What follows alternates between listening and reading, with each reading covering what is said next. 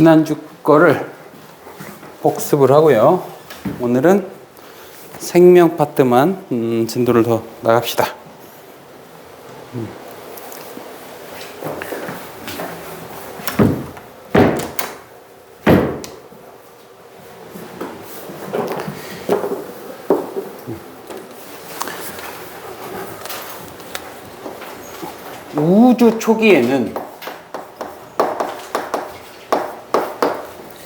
우주 초기에는 우주 공간에는 수소하고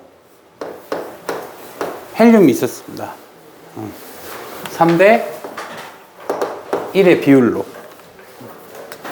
그리고 시간이 지나서 이들을 융합시켜 가지고 태양 정도 되는 별들은 규소나 탄소 이것만 기억하시고, 그 다음에 얘보다 곱하기 10배 큰 10배 이상이 내는 철까지 만들어내더라. 또 지금 당장 우리가 사용하진 않겠지만 방사성 원소는 초신성 폭발,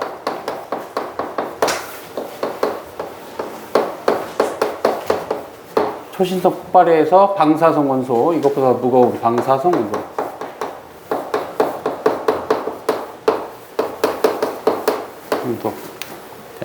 이런 것이 만들어집니다.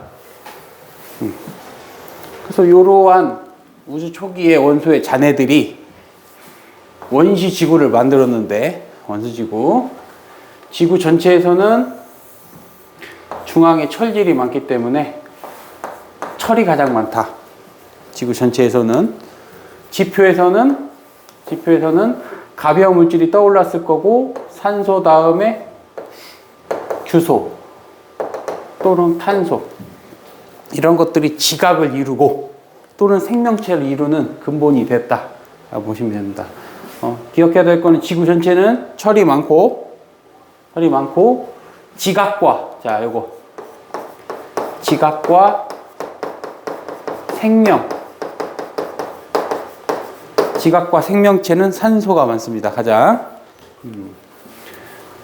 그럼 지각을 이루는 원소들은 저번 시간에 한 거고요. 오늘은 생명체에 관해서 하겠죠. 생명을 이루는 원소. 그것도 지난 거 복습해야 되니까. 자, 지각을 이루는 원소는 SI가 14족입니다. 14족. 그래서 또 다른 공유결합을 통해서 안정해주고 싶으니까 여기에 산소 이렇게 결합을 하죠. 14족들이 왜 다양한 화합물을 만들 수 있냐? 공유결합의 결합수가 4개를 가질 수 있고 다양한 형태로 존재할 수 있기 때문에 많은 화합물을 만들어낼 수 있습니다. 그래서 이곳을 SI 삼연체, SI 독립 삼연체 이렇게 얘기합니다. 그런데 이 SI는 14족이니까 4+라고 볼 수 있고, 산소는 2-라고 볼 수 있으니까. 몇 개 달려 있으니까 하나, 둘, 셋, 4개. 또 곱하기 4 하면 전체적인 전하량이 이거 4개고 마이너스가 8개니까 이 독립사면체의 전체적인 전하가 얼마로 볼 수 있던 거예요? 4-로 볼 수 있겠죠. 전기적으로 중성이 된 상태는 아닙니다. 전기적으로 중성이 된 상태가 아니에요. 그래서 얘를 동그라미라고 그린다면, 이걸 동그라미라고 그린다면, 얘가 지금 음이온이니까 중성이 되어야 안정해질 거 아닙니까? 그러면 양이온을 끌어당겨야겠죠. 양이온을 하나, 둘, 셋, 4개 끌어당겨서 이온 결합 4개를 완성하면 안정한 상태가 될 거예요. 그런데 문제는 지각에서는 산소와 규소를 이루는, 산소와 규소, 얘네들이 주축이 돼서 많은 게 달라붙어서 결합된 것들, 그것들을 규산염 광물이다.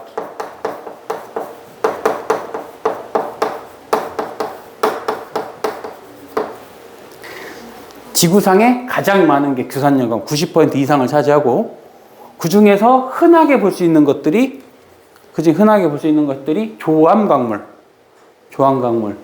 외울 거 외우셔야 돼요. 예. 감남석, 휘석, 각섬석, 후궁목, 석영. 많이 있지만 5개 정도는 이해하시면 5개 정도는. 그런데 감남석은 요게 감남석이에요. 요게 이 모습이. 지구 전체에서는 산소하고 규소의 결합 구조인 이 삼연체가 많고 오히려 파란색인 양이온이 적습니다.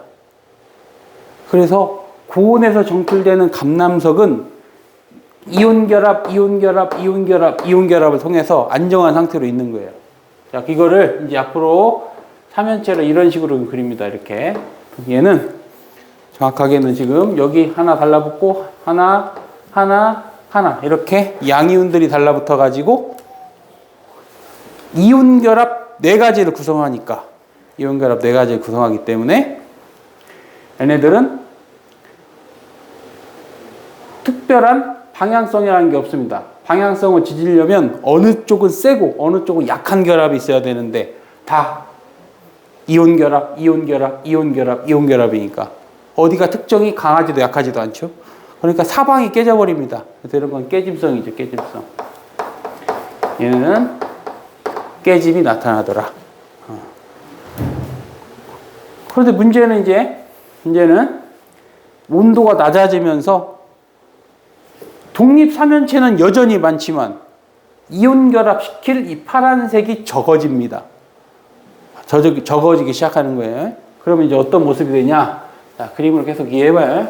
그림으로. 오.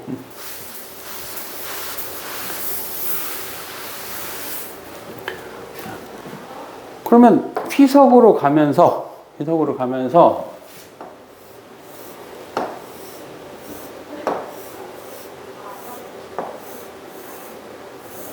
이렇게만 그립시다. 원래는 여기에 금속을 가지고 있었어야 되는데 얘가 없으니까 얘가 없으면 여기 산소가 달려있는 거죠. 산소. 노란색의 산소라고 보면은 원래는 금속 파란색이 달려붙어 있어야 되는데 파란색이 없으니까 여기 있는 산소를 산소 이것들을 공유하게 되는 거예요. 그럼 나머지는 이온결합, 이온결합, 이온결합, 이온결합, 이온결합 이런 식으로 갖고 있겠죠. 이런 식으로 이온결합을 갖고 있겠죠. 그래서 휘석이 되면 금속 양이온이 부족해져서 산소를 서로 공유결합을 하는 개수가 늘어납니다. 그래서 이런 모습을 사슬 모양이다. 하나의 사슬이니까 단사슬 모양이라는 거예요. 단사슬 모양. 그러면 자, 이거를 또 확대해서 그려봐요. 저 모습을 이렇게 확대해 그리면 이 산소 하나를 여기도 지금 이 안에 빨간색이 규소라고 하면 이 규소하고 이 규소가 이 노란색을 반반 나눠 가져야 되는 꼴이에요. 반반 나눠 가져야 돼. 따라서 감남석은 Si 하나당 산소가 4개 있는데 휘석 같은 경우는 줄어들게 되겠죠. 여기 하나가. 그럼 얘를 기준으로 하면 이거 반절 갖고 여기도 반절 가지니까 이 모습만 보십시오. 이 안에 있는 SI가 여기 산소 반절, 여기 산소 반절이니까 하나가 없어질 거라니요. 따라서 휘석은 1대 3이 된다. 1대 3. 줄어들게 됩니다. 그러면 이 단사슬이 옆에 또 이런 식으로 있다고 치면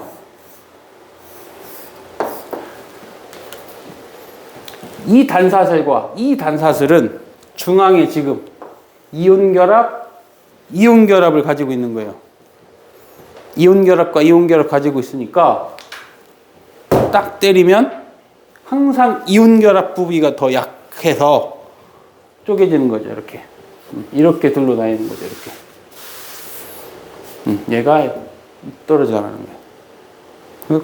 그래서 한 방향에 약한 부분이 생기죠. 한 방향에 약한 부분이.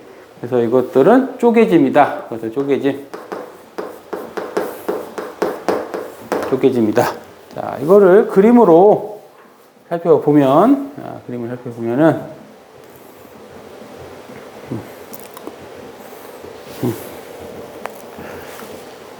이런 그림으로 등장한다 했어요. 이런 그림으로.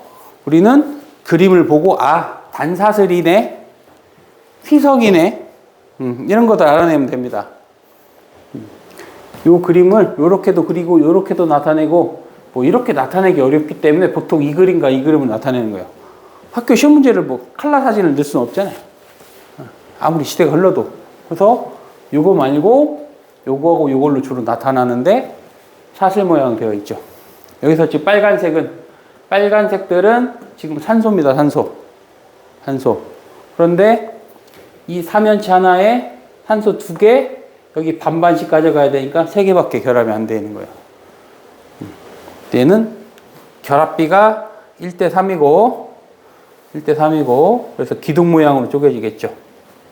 1대3이니까 이런 기둥 모양으로 쪼개질 거예요. 이 단사슬이 이 중앙에 이온 결합으로 딱 때리면 이렇게 분리될 거니까 기둥 모양 쪼개짐이 있다. 저런 것들을 휘석. 이제 이런 그림들로 잘 나타나 있잖아요. 여기 공유 하나 붙고 여기도 공유 하나 붙어야 되니까 공유가 2개면 산소 반반씩 못 가지니까 하나가 부족한 셈이다. 1대3 결합비가 되는 거고요. 자, 그 다음 이제 복사슬 구조를 한번 그려요. 복사슬. 여기에도 양이온이 붙어야 되는데 여전히 양이온이 부족하면 이제 여기에도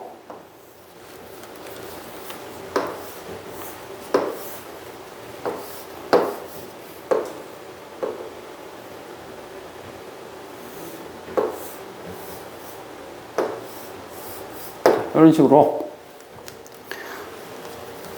이온과 이온이 사라지고 공유결합과 공유결합으로 바뀌어버립니다.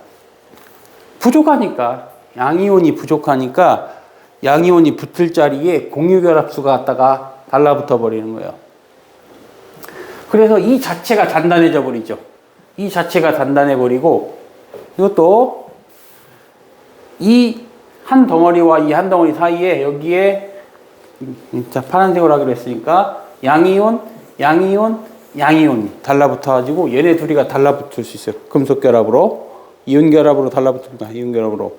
그래도 탁 때리면 가장 약한 부분이 이온 결합 부분이 약하니까 이렇게 떨어져 나가고 저렇게 떨어져 나가겠죠. 사슬 2개가 이온 결합으로 강하게 겹쳐 있으니까 이제 이 모습부터 단사슬이 아니고 이제 복사슬.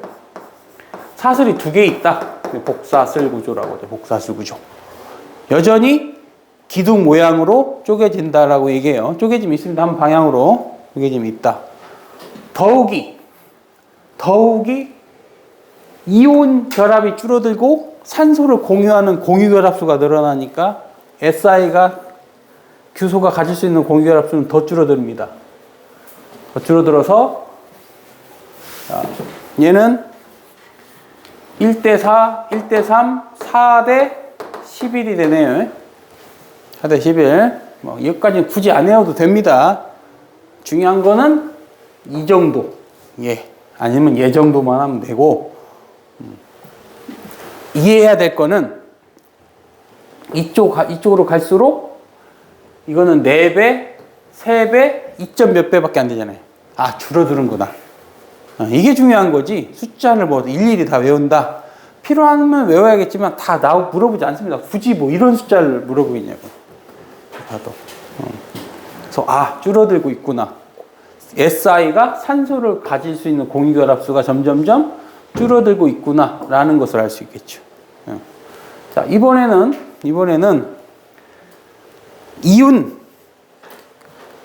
양이온이 더 줄어들면 산소를 더욱더 공유해서 복사슬과 복사슬이 결합한 판상형 구조로 됩니다. 판상형 구조로. 이 판상형 구조는 얘가 하나의 이제 손바닥으로 생각한다면 얘네들이 거의 다 공유결합체. 이 손도 거의 다 공유결합체. 이 사이에 양이온을 하나 가지고 금속결합으로, 아니 이온결합으로 묶어져 있는 거예요. 이온결합이 항상 약하니까 탁 때리면 이렇게 쪼개지죠. 이렇게. 얘는 판상형 구조로 쪼개지고 결합비는 더욱더 줄어들어서 2대 5가 됩니다. 한 대략 2.5가 되겠죠. 그러고 이제 석영이 되면 금속 양이온이 거의 없어요. 거의 없어요. 이론상 없습니다. 이제 망상보조가 되면 이론상 없다. 이론상 없다. 네, 자연에는 순수한, 이게 석영이 유리예요, 유리. 순수한 유리면 투명합니다. 순수한 유리 자체는 거기에 금속 양이온들이 조금 들어가면 색깔이 생겨요, 색깔. 금속 양이온이 많이 들어갈수록 그 색깔이 진해져요. 훨씬 많이 들어가면 그냥 어두운 색이 되는 겁니다.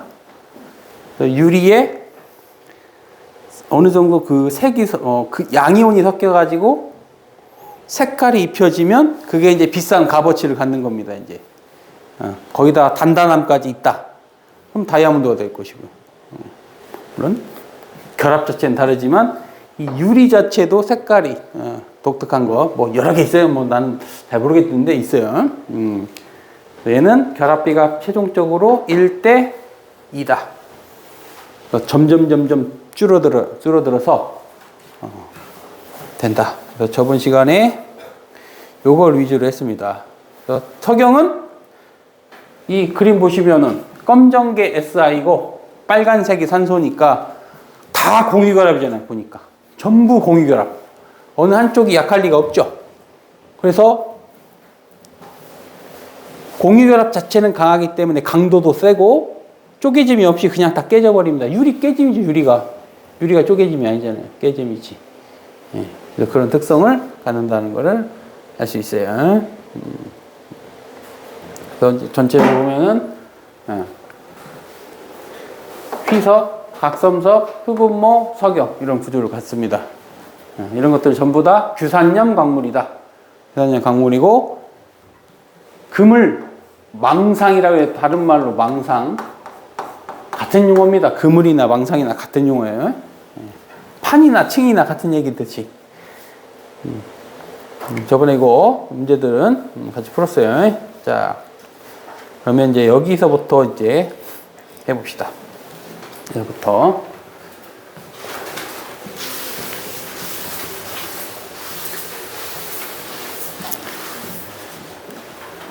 생명체를 구성하는 이제 탄소 화합물. 탄소 화합물이니까 생명체를 구성하는 게 탄소가 가장 많습니까? 아니에요. 생명체를 구성하는 거는 산소가 많습니다. 그런데 탄소를 기반으로 하는 화합물이 많아요. 헷갈리면 안 됩니다. 산소보다는 탄소가 더 화합물을 만드는데 유리하기 때문에 그래요. 왜 유리하냐? 산소는 부족한 전자수가 2개니까 공유결합을 한다 하더라도 최대 2개밖에 안 됩니다. 산소는 4개 부족하니까 하나, 둘, 셋, 4개의 공유결합을 할 수 있죠. 그래서 더 다양한 원소들을 붙여서 새로운 화합물로 탄생시킬 수 있기 때문에 탄소가 좀 더 유리한 거고요. 탄소 구조는 저번에 CH로 이루어진 탄화수소 구조를 얘기했어요. 탄화수소 구조. C에 수소를 공유시키면 이것이 메테인. 탄소 2개가 공유 결합하고 수소를 갖다 달라붙이면 에테인. 탄소 3개에 결합하면 프로테인. 이런 식으로 된다 했어요. 그래서 이 탄소의 결합에 의해서 계속 붙여가는, 이렇게 계속 붙여가는 이것을 탄소사슬이라고 해요. 탄소사슬. 탄소사슬. 저기에 달라붙어 가지고 만들어질 겁니다. 자, 뒤에 뭐 나오겠지만, 자, 그러면은 요거하고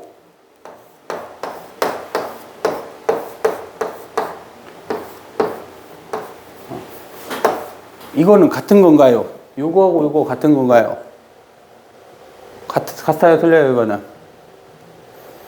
같은 겁니다.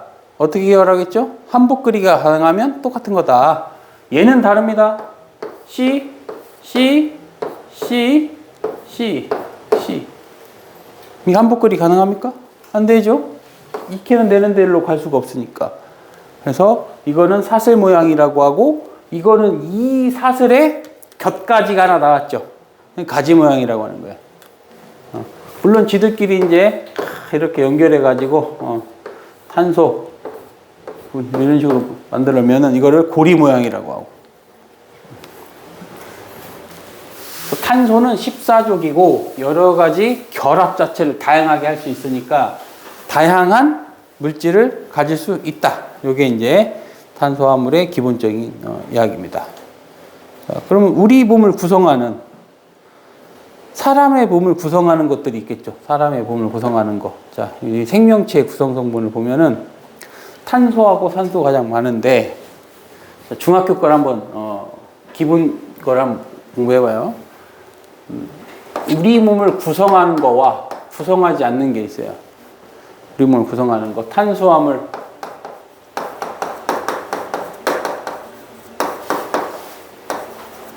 단백질, 지방. 이거 중학교 때 배우죠. 탄수화물, 단백질, 지방. 그리고 물, 무기염류.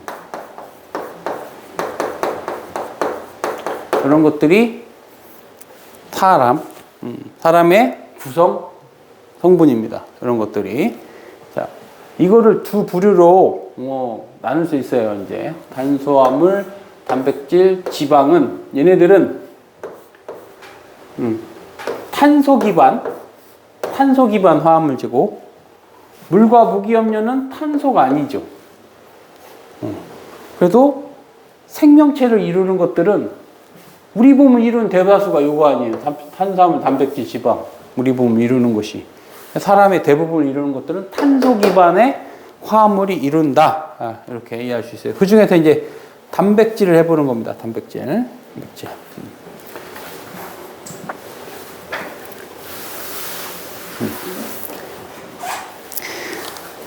단백질에 단위체라는 게 있어요. 단위체. 단백질에 단위체.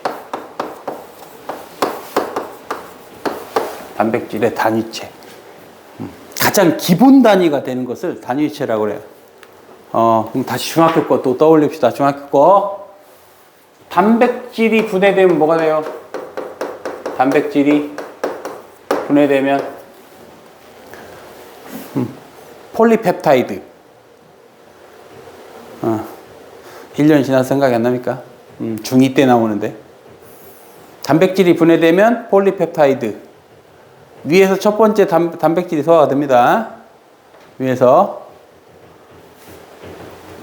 그리고 최종적으로 뭐가 됩니까? 아미노산. 기억나요? 단백질을 잘게 자르면 폴리펩타이드가 됐다가 그걸 더 자르면 아미노산이 됐습니다. 중학교 때 그걸 배웠어요. 반대로 아미노산이 뭉치면 뭐가 된다는 소리예요? 반대로 단백질이 된다는 얘기죠. 그래서 단백질의 기본 단위체는 아미노산이다.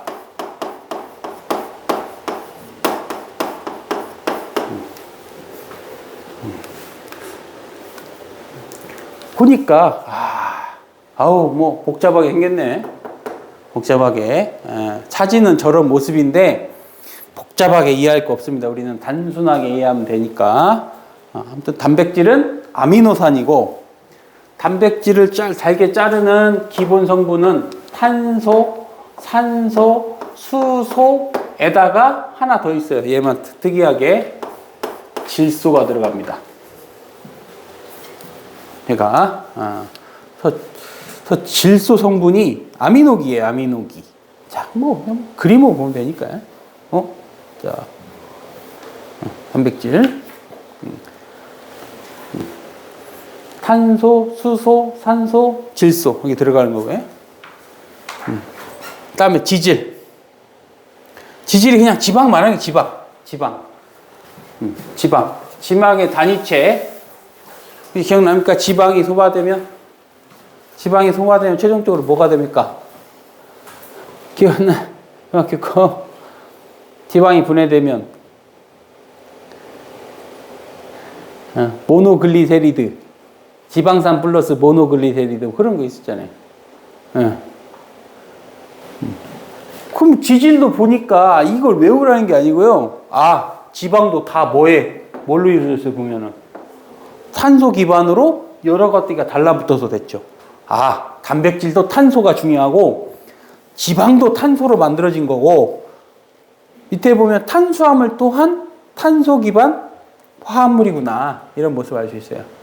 우리 몸에 생명체의 가장 중요한 단백질, 탄수화물, 지방이 결국에는 다 탄소 기반의 다양한 화합물이다 라고 볼 수가 있죠. 저거 다 외우나 그럴 필요 없어요. 자, 오늘 여기 그러면 왜 생명체는 탄소 화합물이냐? 생명체는 왜 탄소 화합물이냐? 탄소는 14족이고 그래서 원자과 전자가 4개니까 최대 4개의 공유결합 할 수 있겠죠. 그럼 이온결합은 안 되나요? 안 됩니다. 탄소는 이온결합을 하는 그런 물질은 아닙니다. 공유결합을 주로 하지. 달라붙을 이온결합이 별로 없어요. 왜 그러냐면 전하를 띠지 않으니까 전기 음성도가 따로 없어요. 이온결합 하려면 양이온이나 음이온을 끌어당겨야 되는데 얘는 양의 성질도 음의 성질이 없고 거의 중성으로 있으려고 해요. 항상. 그래서 공유결합만 주로 합니다. 가장 기본 골격인 탄소 골격이 단일결합, 이중결합, 삼중결합까지 할 수 있으니까 사슬, 가지, 고리 모양 누릴 수 있어요. 단일결합은 탄소하고 너 하나, 얘도 하나 이렇게 하나씩 주고받아서 이 모습은 이렇게 그리는 거. 얘 너 2개, 얘도 2개. 2개씩 공유를 하면은 이중골이라고 하면 이중결합이라고 하는 것이고. 서로 3개씩 내놔서 3개씩 공유하면 삼중결합. 이렇게 됩니다. 탄소는 다양하게 존재할 수 있는데 결합도 다양하죠. 그러니까 수많은 경우에 화합물을 만들기가 좋다. 다양한 결합이 가능하다. 그래서 복잡한 유기체를 만드는 데 유리하다. 이렇게 되는 겁니다. 자, 그러면 이제 각각 이제 하나씩 봅시다.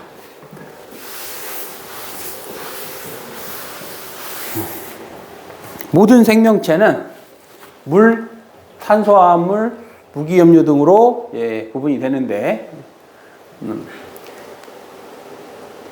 탄소화합물과 탄소화합물이 아닌 걸로 나눌 수 있어요. 탄소화합물과 탄소화합물이 아닌 거.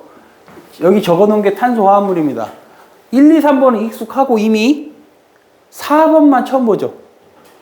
4번만 헥산이라는 것이 처음 보는데 얘는 이 P는 인입니다. 인.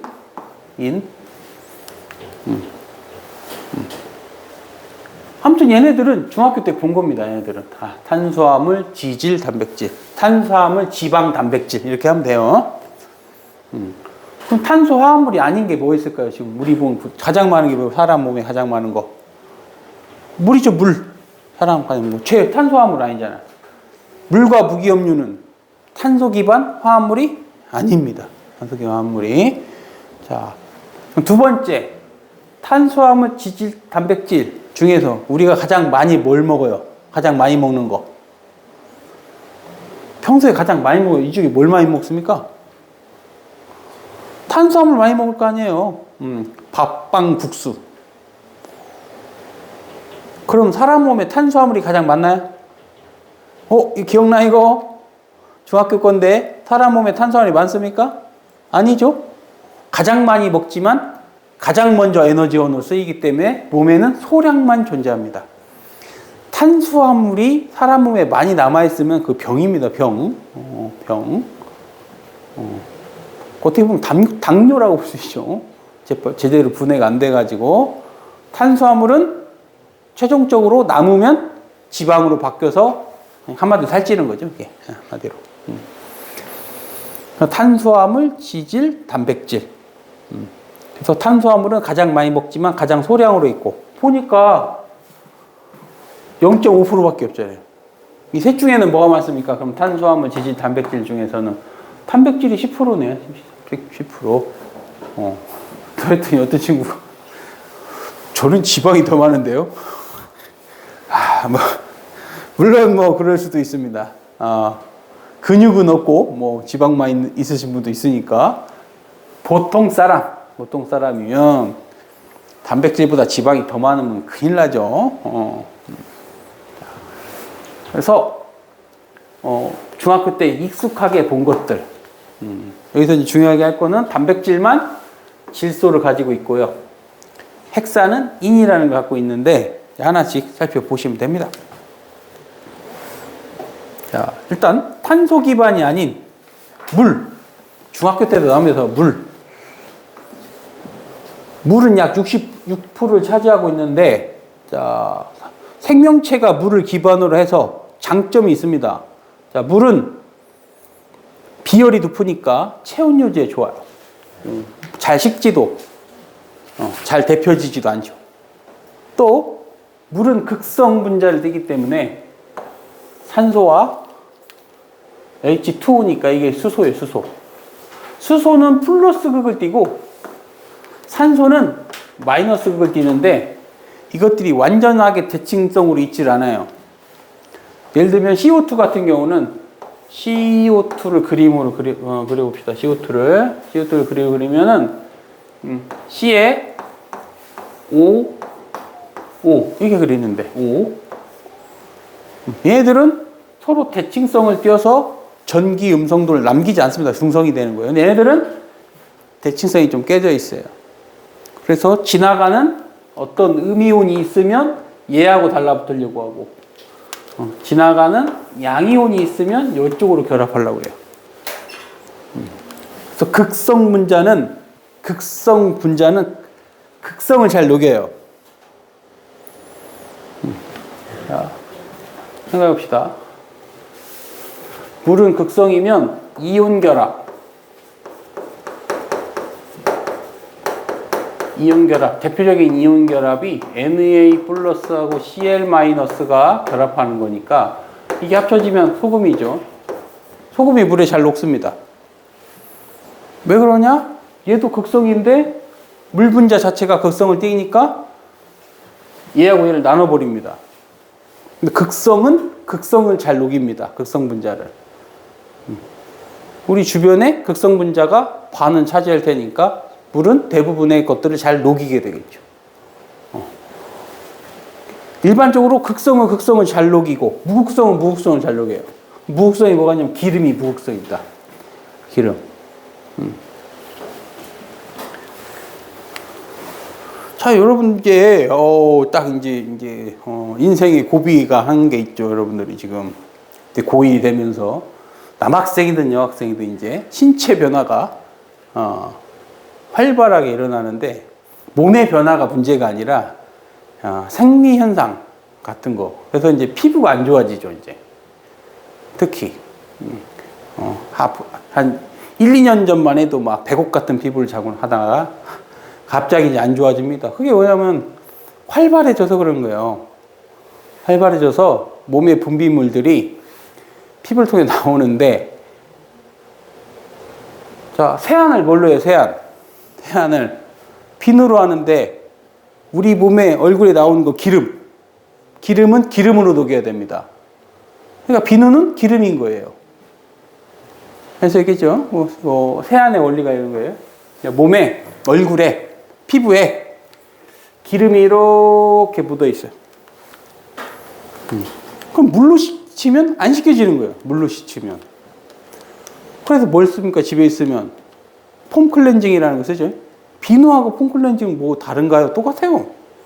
근데 왜 폼 클렌징 비싼 돈 주고 사냐? 자, 거품을 많이 낼수록 거품이 여기 몽글몽글 거품이 저거 기름때를 녹여내고 녹여낸 기름때를 다시 다른 거와 결합하지 않도록 다시 피부와 결합하지 않도록 제가 막아버립니다.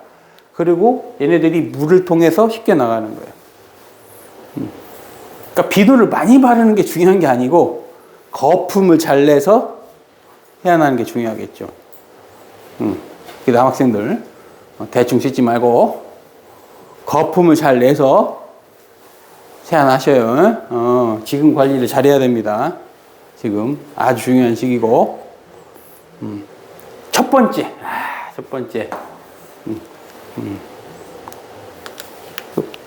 비트든 폼클렌징이든 손으로 충분히 비벼야 나옵니다. 저는 귀찮아요. 그래서 다음 방법. 서연이는 손으로 해? 세안? 진짜로? 여학생인데 도구 안 써? 써 이제. 얼마나 한다고? 몇천 원이면 삽니다. 몇천 원이면. 생각해봐. 우리 피부가 이렇게 생겼습니까? 우리 피부는 이렇게 생겼을 거 아니야. 근데 안타깝게도 요 파란색이 어디 있겠어요? 이렇게 이런 데 껴 있잖아. 손으로 백날 문질러야 잘 안 돼요. 그러면 어떻게 해야 되냐? 손으로 할 것 같으면 따뜻한 물로 얼굴을 충분히 불려야 됩니다. 불린다는 얘기는 저걸 넓힌다는 얘기죠. 그런 다음에 충분한 거품을 내서 해야 되니까 세안 시간이 오래 걸릴 수밖에 없는 거예요. 그렇게 오래 합니까, 세안을? 안 하죠. 뭐 그런 시간이 어디 있어. 졸려 죽겠는데 빨리빨리 하고 자야지. 세안을 하는 게 다행이죠. 안 하고 잘 수도 있고. 남자야 다 그렇지 뭐. 남자야. 다 그럴 거 아닙니까? 뭐 연예인도 아니고 막 세안을 1시간씩 하고 피곤해 죽습니다. 그러면. 그래서 손으로 안 닦이면 미세한 모공솔로 닦아야죠. 그래서 모공솔이라는 게 있어요. 또 다이소나 뭐 이런 데 가면 쿠팡에다 시키면 5,000원, 6,000원이면 좋은 거 삽니다. 알고 있지, 그게 뭔지는? 여학생이 모를 리 없잖아. 다 알고 있지. 그래서 거기다가 콩쿨레인 짜서 살살살 문질러도 또 거품도 잘 나요. 그걸로 하시면 되지. 그 습관이 정말 중요한 거예요. 선생님도 모공솔을 쓴 지 오래됐습니다. 모공솔을. 일단 잘 닦이는 게 제일 중요한 거니까. 그럼 생각해. 이거 남으면 얘가 여기서 뭐해? 여기서. 여러분들은 젊으니까 몸에 염증이 잘 안 나타나요. 선생님 젊을 때는 염증 같은 거는 1도 모르고 사는. 이제 지금 나이를 먹으니까 이제 염증이 잘 생깁니다. 여러분도 언제 염증이 생기냐? 피곤할 때. 피곤하면 이게 염증이 생기는 거예요. 염증이 생기면 이제 골고, 그게 여드름이나 트러블. 거기다가 골 맞는데 안 짜내면 딱딱하게 굳어버리죠, 이제. 이제 피부에 씻을 수 없는 상처들이 생기는 거예요. 잘 알고 있으면 잘 알 겁니다. 본대 사이에 모를 리 없으니까. 그래서 웬만하면 세안의 원리는 무극성은 무극성으로 녹이는 건데 화학적 작용과 물리적인 작용을 정확히 이해를 해야죠. 빨래든 세안이든 목욕이든 거품으로 하는 겁니다. 거품으로. 그 거품에 때를 가둬서 내보낸다 이런 개념을 생각하시면 돼요. 그리고 사람 손으로 잘 안 된다는 거. 사람 손으로 특히 남학생은 관심도 없을 것이고 그래도 여학생이니까 선크림은 바르실 거 아닙니까? 그죠? 매일 바르나요? 매일은 잘 안 할 거고. 선크림은 자주 바를 수 있을수록 좋은데 문제는 이게 잘 씻기지를 않아요. 안 씻겨요, 잘. 비누칠해서 안 씻깁니다. 그래서 걔를 지우는 또 강력한 또 있어요. 있는데 더럽게 귀찮습니다. 남학생도 바르세요. 남학생도 관리하시면 되는데 귀찮잖아, 남자는. 아우, 그거 언제 사가지고 해요. 그럼 가서 썬팩트라는 그 물티슈 같이 생긴 거 있어요. 그걸로 닦아주시면 돼요. 닦고 나서 다시 대안하시고. 자외선은 노화의 지름길을 동안 얼굴을 유지하기 위해서는 선크림을 잘 바르십시오. 진짜야, 진짜. 내가 산 증인이요, 내가. 선생님도 중3 때까지는 백옥 같은 피부를 유지하다가 고1쯤에 스트레스를 너무 받아가지고 완전 얼굴이 한번 뒤집어졌어. 그게 깨끗해지는데 약 15년 걸리더라고, 15년. 안 될 줄 알았어. 처음에는 한번 망가졌으니까 한번 여드름이 엄청 나기 시작하더니 이게 회복이 안 되더라고. 거기다가 또 원래 선생님 육상 선수였습니다. 중학생까지. 또 체육을 또 열심히 하다 보니까 또 새까맣게 타죠. 오히려 더 늙어 보이는 막. 안 될 줄 알았어. 그렇게 망가지면 안 될 줄 알았는데, 그래도 이제, 살다 보니까, 이제 좀 동안으로 보여야지 하고, 나름 관리를 하는 사람입니다. 그래서 여거저거 찾아보니까, 가능합니다. 현대 기술로는 다 좋아집니다. 어디 가서 뭐 피부가 안 좋다는 소리는 잘 안 들어요. 그렇게 안 보이잖아. 엄청 안 좋았습니다. 안 좋았어. 진짜로. 심할 정도로 안 좋았어. 너무 안 좋으니까 이제 그때부터, 선크림도 자주, 웬만하면 햇빛, 바로 바르고, 이것도 발라야 돼요. 이런 것도, 이거 다 자외선 나옵니다. 근데 너무 안 받으면 안 되니까 이 정도로 신경 쓰지 마시고, 축구할 때나 이럴 때 좀 하시고, 그리고 여러분들은 재생 능력이 매우 뛰어납니다. 이미 한번 버린 피부는 방법이 없어요. 벗겨내야지. 그렇다고 뭐 살갗을 벗겨낼 수 없는 거 아닙니까? 그래서 필링 젤로 주기적으로 일주일 아니면 2주에 한 번씩 필링 젤로 서서히 오랜 시간 동안 피부를 벗겨내면 또 재생되고 할 거 아니에요. 10년 걸려서 재생될 거를 5년 안에 재생시킨다. 이런 개념으로 서서히 하면 깨끗해져요. 그래도 안 되는 거는 현대의학의 힘을 빌려야죠. 병원 가서 레이저로 세포를 죽인다던가 그러시면 됩니다. 그럼 깨끗해져요. 중요해요. 그거 살아가면서 외모는 중요한 거예요. 깔끔한 이미지. 뭐 잘생긴 것까지는 필요 없고 깔끔한 이미지 중요한 거니까. 그래서 이 물은 극성을 잘 녹이고 무극성은 무극성을 잘 녹인다. 기름은 기름으로 잘 녹여요. 자, 혹시 이거 손톱 매니큐어 지우는 걸 뭐라고 하는 줄 알아요? 이거 매니큐어 지우는 거를 아세톤. 들어가서 아세톤? 얘가 특이한 경우에 극성도 잘 녹이고 무극성도 잘 녹입니다. 얘가 아세톤이. 그래서 뭐든지 잘 녹이는 성질을 갖고 있어요. 매니큐어가 물에 녹으면 그게 매니큐어예요? 씻을 때마다 다 튀겨나갈 텐데. 근데 기름에 잘 녹인다? 매니큐어 칠하고 내 얼굴이 보이면 매니큐어 지워져야 될 거 아니야.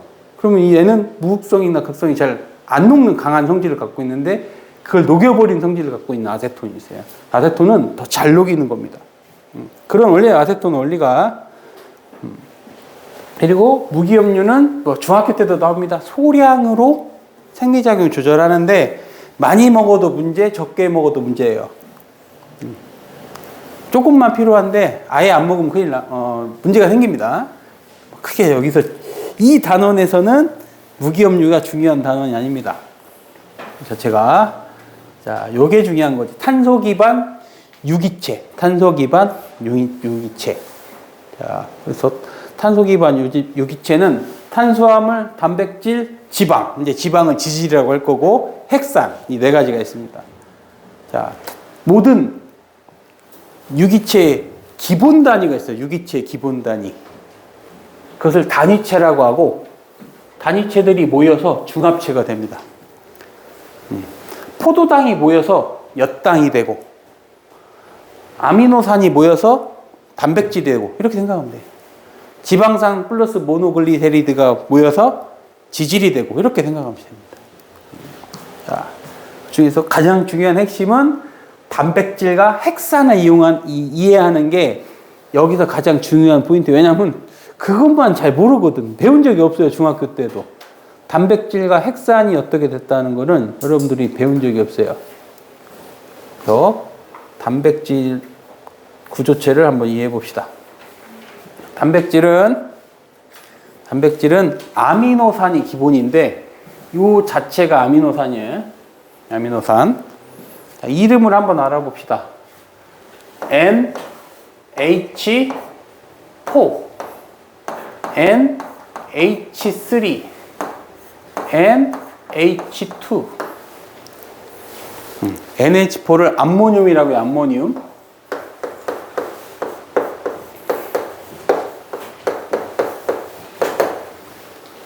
NH3를 암모니아, 독성입니다.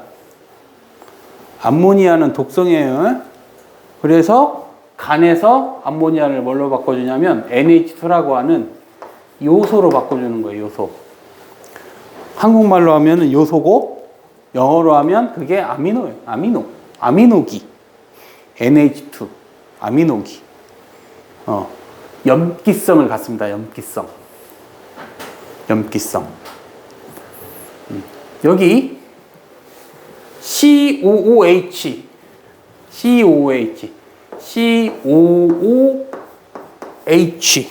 그걸 카복실기라고 하는데 CH3COOH 이 화합물 혹시 본 사람 있는지 모르겠지만 얘가 혹시 알아요 이거? 얘 식초입니다. 식초 아세트산 들으면 봤죠? 아세트산 식초 아세트산이니까 산하니까 산. 저런 카복실기가 얘는 산을 성질을 띠고 있고 아미노라는 자체가 염기성이라는 뜻이에요. 얘가 염기를 띠고 있어요. 엄청나게 특이하네요. 한 분자 구조에 염기성도 가지고 있고 산도 가지고 있고 매우 독특한 특징을 갖고 있잖아요. 그래서 그 독특한 특징을 그대로 부르는 거예요. 염기와 산이라는 뜻이죠. 아미노산은 뜻을 해석하면 염기와 산 이런 뜻이에요. 아주 독특한 구조입니다. 아미노산은 이름 자체에서 다 말해주고 있는 거예요. 아미노, 염기성이구나. 산도 가지고 있구나. 이해됩니까? 그래서 탄소 기반 화합물의 공유결합 당시 염기도 갖고 산도 갖고 있는 독특한 기본 구조체인 아미노산을 갖고 있어요. 그러고 여기 뭐라고 돼 있어요? 여기 작용기라고 돼 있죠. 작용기. 모든 단백질은 저 아미노산을 기본으로 하고 저 알이 어떤 알이 갖다 달라붙느냐에 따라서 아미노산의 종류를 다 다르게 말합니다. 자, R1이 붙으면 단백질 1, 아미노산 1, R2가 붙으면 아미노 2, 뭐 이런 식으로 다 달라요. 그게 아미노산의 대략 20가지가 있습니다. 그럼 아미노산은 사람 스스로가 만들 수 있는 게 12가지가 있어요. 우리가 스스로 단백질을 합성할 수 있습니다. 그럼 8가지는 합성 못 하잖아요. 그것을 뭐라고 하냐면 필수 아미노산이라고 하는 겁니다. 먹어야 됩니다. 그러니까. 사람은 단백질 안 먹으면 그래서 죽는 거예요. 내 스스로가 12가지는 필요한데 생명체에 필요한 12가지는 알아서 되는데 나머지 8가지는 안 되죠. 그래 이제 여학생들이 이제 또 뭐냐 또 이제 다이어트 또 이제 또 중요한 또 시기가 오죠. 다이어트. 다이어트를 운동을 해야 되는데 그냥 안 먹습니다. 찔끔 먹어, 찔끔.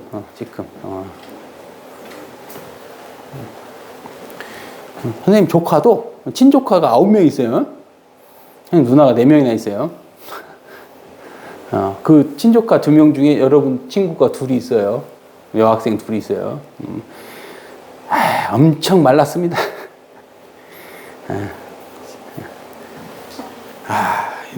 요즘은 그 뉴진스 같은 그런 체형들이 많죠. 뉴진스 체형들이 아주. 그럼 뭐가 문제입니까? 영양이 불균형하게 생기고, 영양이 불균형하다 보면은 신체가 좋을 리가 없죠. 피부 발달이나 근육 발달에 현저하게 안 될 테니까. 그래서 먹어야 더 좋은 다이어트가 된 겁니다. 적당히 먹어야죠. 단백질은 먹어야죠. 그게 이유가 뭐 때문에 그렇다고? 8가지는 못 만듭니다. 8가지를 필수 아미노산이라고 해서 우리가 꼭 먹도록 되어 있고, 저게 영양제로 있는지 모르겠어요. 영양제에 관심이 없어가지고 저게 영양제로 있는지 뭐 있겠죠. 뭐 있겠죠. 사람이 꼭 먹어야 된다니까. 주로 음식을 통해서 섭취하게 되어 있어요. 8가지 아미노산은. 자, 그럼 그림을 여러 가지를 갖다가 잘라 붙여놓은 이유가 아미노산의 구조를 이렇게도 그리는데 이렇게도 나타나니까요. 이렇게도. 그나마 이거는 보기가 좋은데 이런 식으로 나오면 이제 좀 싫죠, 왠지. 아까 어디 갔어? 단백질. 이렇게 나오면 좀 왠지 싫잖아요. 예. 웬만하면 안 내겠죠, 통합과학에서는. 굳이 저렇게 할 이유가 없으니까. 그래서 우리는 요 그림을 익숙하게 생각하여라. 요 아미노산 구조, 저 구조하고 요 구조하고 익숙하게 보시면 됩니다. 그리고 나머지는 전부 동일하고 얘만 달라질 거라고 했어요. R이라고 돼 있는 작용기만 달라져서 작용기마다 단백질이 다르다. 단백질이. 그래서 단백질의 단위 체인, 아미노산이 결합을 하게 될 거예요. 단백질. 아미노산이 붙고 해서 단백질의 주 기능을 하게 됩니다. 붙어가지고. 자, 그거는, 한번 쉬었다 합시다. 이따가.